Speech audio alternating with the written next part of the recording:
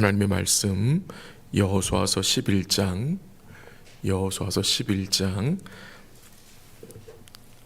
16절에서 23절입니다. 여호수아서 11장 16절에서 23절 한 절씩 교독하기로 하겠습니다.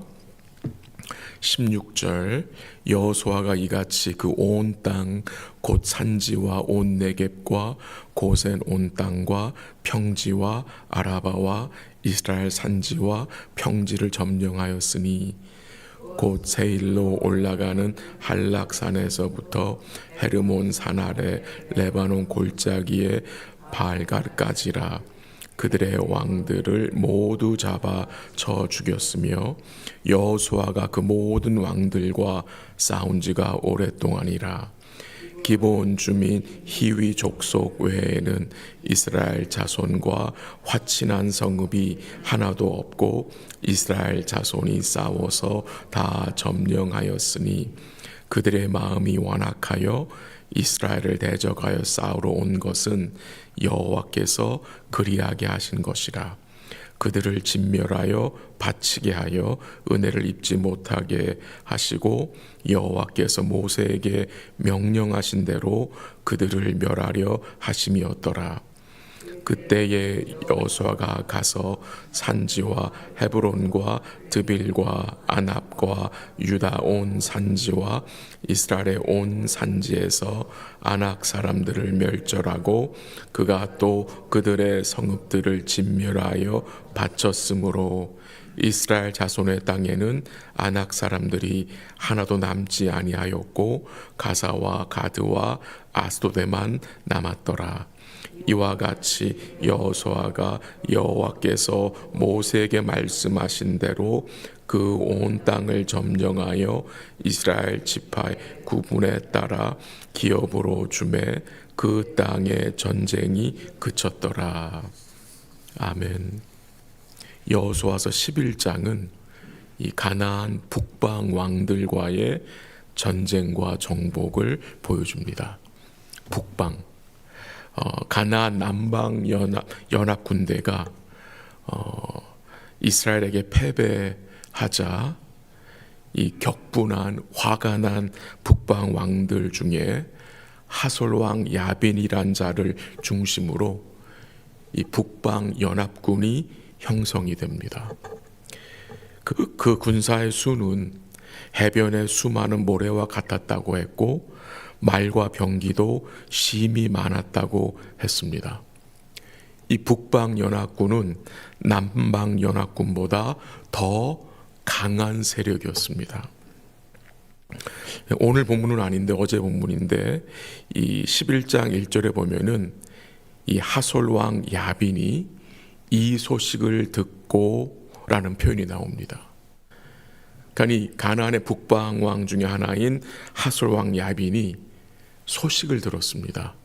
이 소식이 어떤 소식입니까? 남방의 예루살렘 왕 아도니세덱이 다른 네 나라와 연합하여 그 연합한 그 남부 연합군이 이스라엘에게 패배한 소식입니다. 그들이 어떻게 패배했는지도 분명히 들었을 것입니다. 근데 이 하솔 왕 야빈은 어떻게 합니까? 이스라엘 하나님한테 항복하지 않고 더 강한 연합군을 형성해서 쳐들어옵니다. 이번에도 하나님께서 여호수아에게 승리의 약속을 주셨습니다. 그 내용이 6절에 나오는데요. 이 전쟁에서 승리한 후 그 많은 말들의 모든 힘줄을 하나님이 끊으라고 하셨고 그 병거들은 어떻게 하라고 하셨어요? 다 불살라라고 말씀하셨습니다. 그 얼마나 아깝습니까? 그 많은 왕들과 병거들을 사용하면 좋을 텐데 하나님은 모두 말들의 힘줄을 끊어버리고 병거들을 다 불살라버리라고 했습니다. 왜 그렇게 하셨을까요? 이스라엘의 힘은 군사력에 있지 않고 말과 병거에 있지 않고 하나님께 있음을 이들로 다시 확신케 하기 위함입니다. 그래서 여호수아가 어떻게 합니까? 전쟁 후에 하나님 명령하신 대로 그대로 행합니다. 이 오늘 본문 11장 후반부에 보면은 이 가나안의 북방 지역의 정복을 마무리하는 내용이 나오고요. 그리고 내일 본문 12장에서는 이스라엘 백성들이 죽인 왕들의 이름이 그 리스트가 쭉 나옵니다. 오늘 본문 16절 말씀에 보면은 그 온 땅이라는 표현이 나옵니다. 그 온 땅. 그리고 17절 마지막 부분에 보면은 그들의 왕들을 모두 어떻게 해요? 잡아 쳐 죽였다는 말씀이 나옵니다. 이번에 18절만 같이 읽어볼까요? 18절 시작. 여호수아가 그 모든 왕들과 싸운 지가 오랫동안이라. 얼마나 오래됐을까요? 여호수아서 14장 10절에 보면은 그 광야 생활 40년 후에 가나안 땅에 들어와서 그 싸운 기간을 5년으로 암시합니다. 5년. 5개월이 아니라 5년. 장기간 지속된 싸움입니다. 하나님이 이스라엘 백성에게 약속한 승리는 즉각적 승리가 아니었습니다. 5년. 믿음의 순종과 인내가 요구된 전쟁이었습니다. 그 5년의 전쟁의 시간은 결코 무의미하고 낭비한 시간이 아니었습니다. 그 시간을 통해서 하나님은 그의 언약을 이루셨고 그 과정을 통해서 이 백성들은 하나님이 누구이신지를 알게 되고 확신케 되는 복된 과정이었을 것입니다. 그러나 뭐가 요구됩니까? 믿음의 인내와 순종입니다. 오늘 23절 마지막 부분에 보면은 어떤 내용이 나옵니까? 마지막에 보면은 그 땅의 전쟁이 그쳤더라 라는 말씀이 나옵니다. 그 땅의 전쟁이 그쳤다는 말씀이 나오는데 전쟁이 완전히 또 끝난 것은 아닙니다. 그 땅의 전쟁이 그쳤다는 말씀은 그 가나안 지역의 강한 요새들을 정복했다는 말이고 동시에 가나안 민족의 그 강한 저항이 이제 그쳤다는 의미로 이해하면 좋겠습니다. 이 이스라엘 백성들이 가나안 땅을 정복할 수 있었던 이유는 첫 번째, 하나님이 그들과 함께 싸워주셨기 때문입니다. 하나님께서 그 모든 왕들과 나라들을 여호수아의 손에 붙여주셨기 때문입니다. 지난 주일도 말씀드렸듯이 하나님이 그의 백성들과 함께 싸워주신 것은 이 전쟁은 거룩한 전쟁이기에 곧 하나님의 구원의 언약을 이루어내는 또한 심판을 선포하는 전쟁이기 때문이라고 말씀드렸습니다. 우리 성도들과 또 교회가 승리할 수 있는 이유 역시 같은 이유입니다. 주님이 이미 승리를 획득하셨고 주님이 교회와 함께 싸워주시기 때문입니다.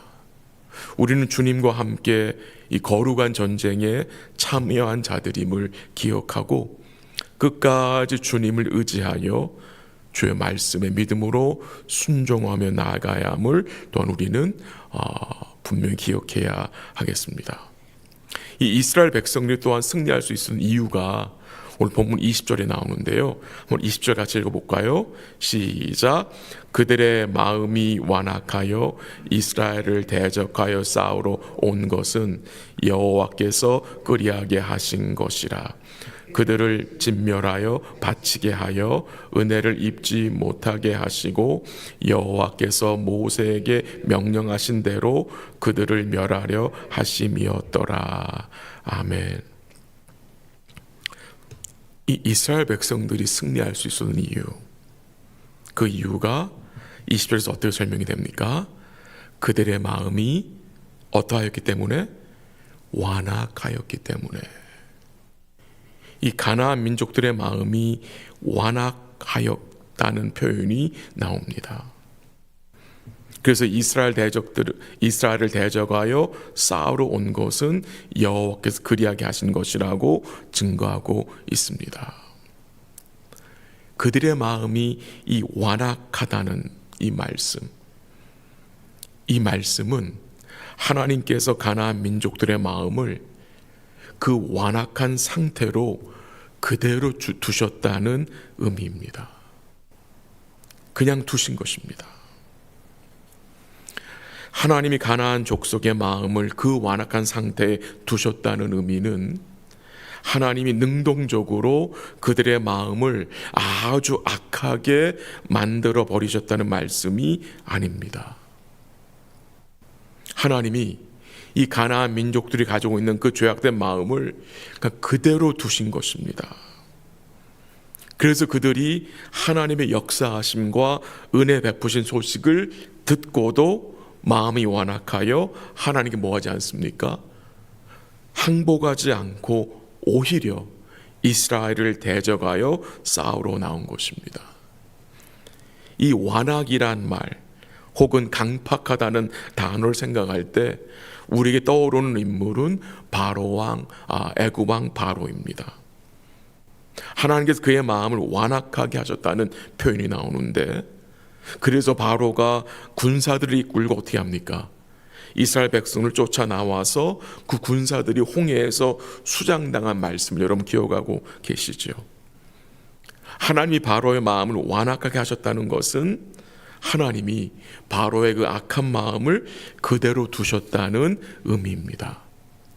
하나님은 바로가 악한 고집을 부리도록 그냥 내버려 두신 것입니다. 그래서 하나님이 그냥 내버려 두시는 거, 이게 무서운 일입니다.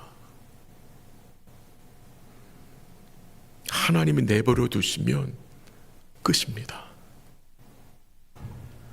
그러므로 이 완악함 혹은 강팍함이란 말은 하나님의 역사하심과 섭리를 이해하지 못하는 어리석은 마음입니다.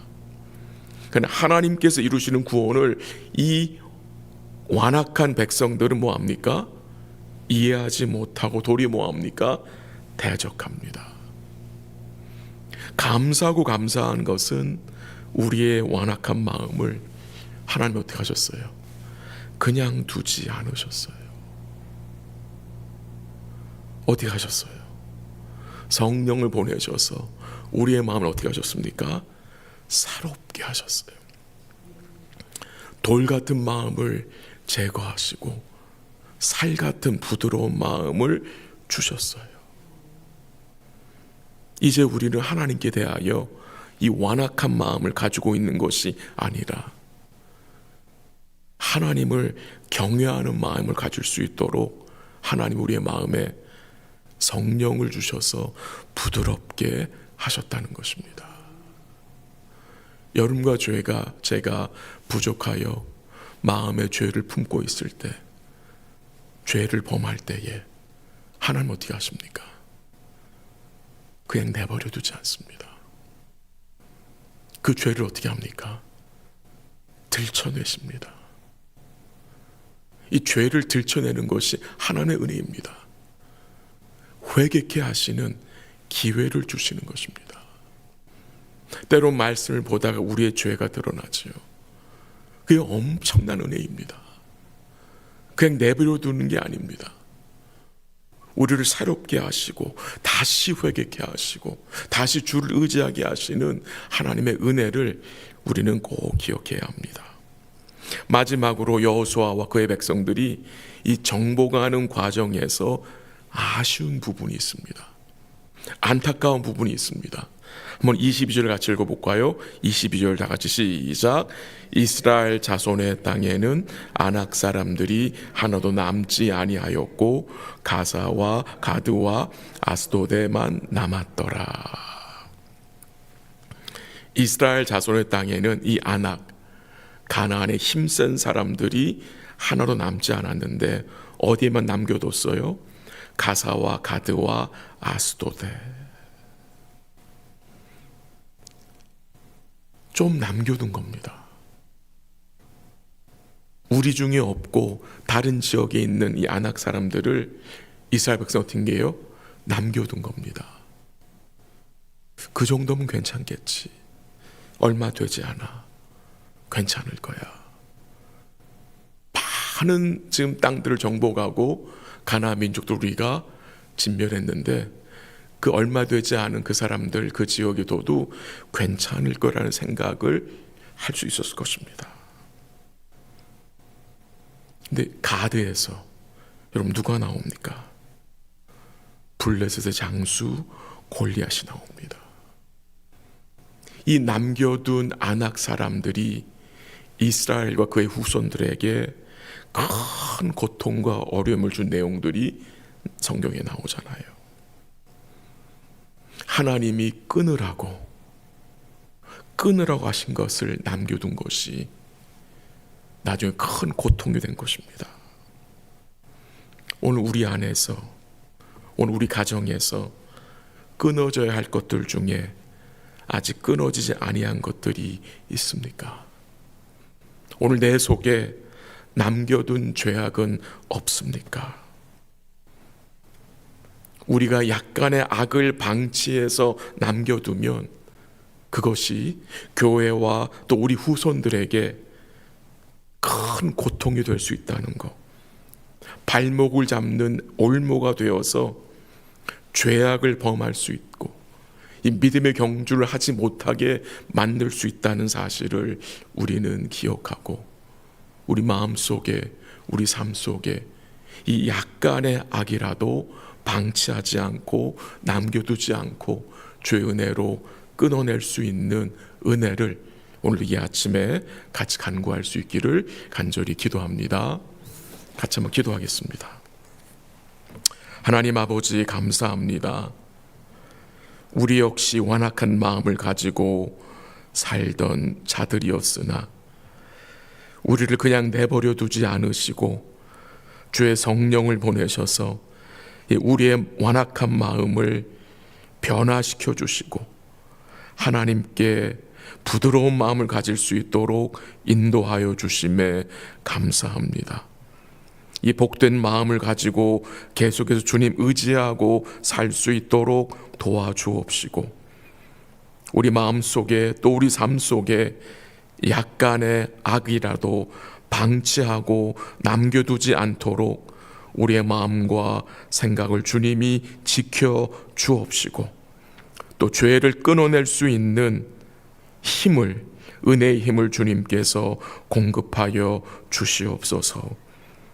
우리의 발목을 잡아 이 믿음의 경주를 하지 못하게 하는 것들을 벗어버릴 수 있도록, 끊어낼 수 있도록 말씀과 성령으로 우리를 충만케 하여 주시옵소서.